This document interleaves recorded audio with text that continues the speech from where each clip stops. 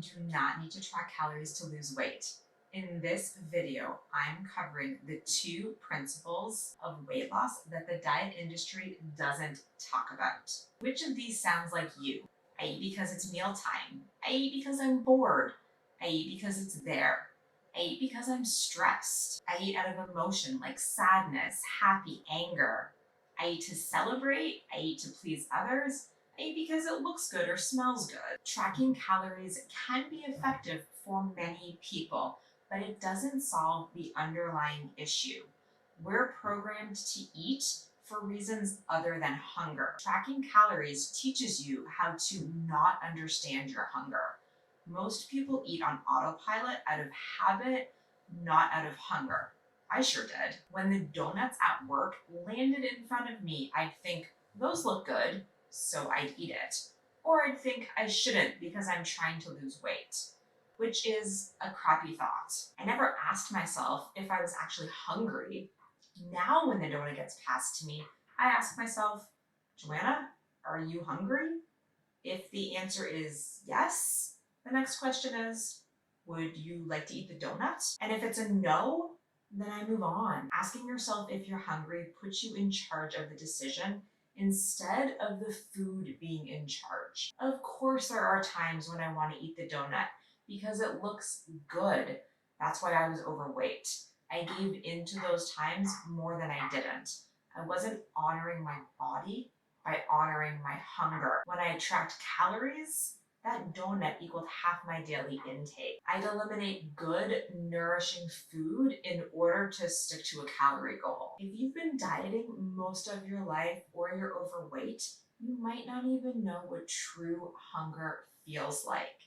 It can be subtle, rumbling in the stomach, an inability to concentrate, irritability, low energy. These are also signs of dehydration and lack of sleep. So you need to really dial into your body's needs. Ask yourself, is it true hunger? Has it been a few hours since I last ate? Or is it a lack of sleep or water? I had a personal trainer who had me on an intense workout plan. After each session, I would come home and I would just shovel peanut butter and crackers into my face. My body was so tired from the workout. I could not control the hunger experience. Now, there's nothing wrong with peanut butter and crackers as a snack, but I was overeating way more than my body needed. I didn't check in with my hunger, and this became a habit, and I gained 8 pounds. The second fundamental principle is stopping when you've had enough to eat. Not when the plate is cleared, not when the bag or the jar or container is empty. The goal is to learn to stop eating before you're stuffed. This is the intuitive eating hunger scale. It's useful as a guide to gauge fullness by being mindful.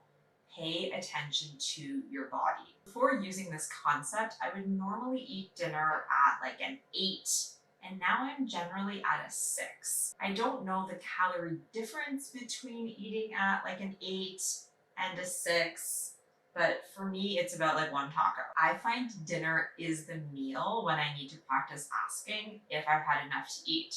Breakfast and lunch, I typically eat to about a 6. Using this method would have been super helpful when I was shoveling peanut butter and crackers into my face. Counting calories or points isn't necessary to weight loss. If you're overweight, you need to stop eating more than your body needs. Eating when you're hungry and stopping at a 5, a 6, or a 7 are fundamental to losing weight and keeping it off permanently. My goal wasn't to lose 60 pounds, gain it all back, and start again. I wanted to lose it once and then go on with my life. If you're overweight, you have small eating habits that can be cleaned up by asking if I'm hungry before putting food into your mouth and using the hunger scale to determine fullness. These questions can be used immediately, today, at your next meal, without having to go on a diet, you can start losing weight today. Once you start, you'll see some progress and you'll be motivated to keep going.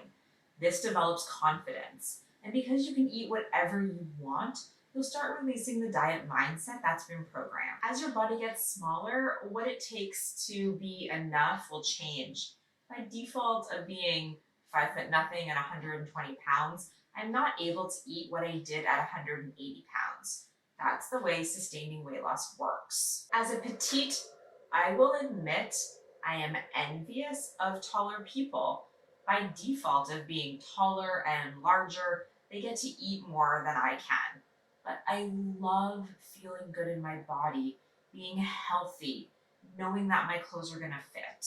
If you're trying to lose weight and you're tired of diets and you just want to lose weight the way that you want to live, start by using these two fundamentals for a week.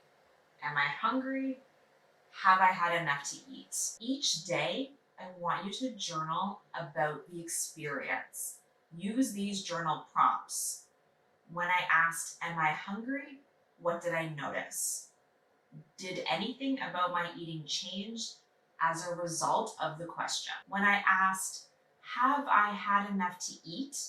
What did I notice? Where on the hunger scale did I stop? Did anything about my eating change as a result of the question? Sustainable weight loss isn't about jumping from one diet to the next or counting calories for life. It's about learning to trust yourself to eat when you're hungry and stop when you've had enough to eat. Give it a try.